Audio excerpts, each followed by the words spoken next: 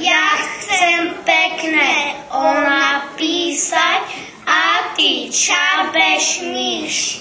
Šiť ústočka, šiť, treba ticho byť.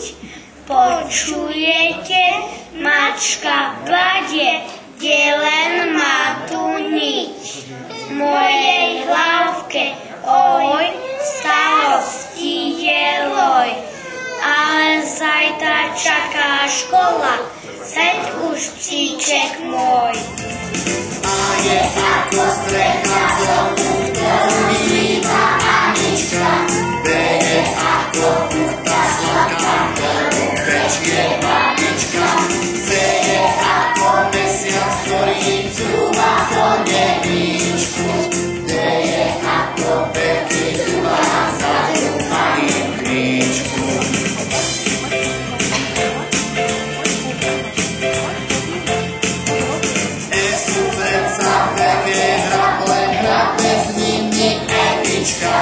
F je moja frajeročka, čo má koská na líčka. Kde je ako bunár, ktorý gága na dvore. H je Ujo horár, ktorý chodí po hore.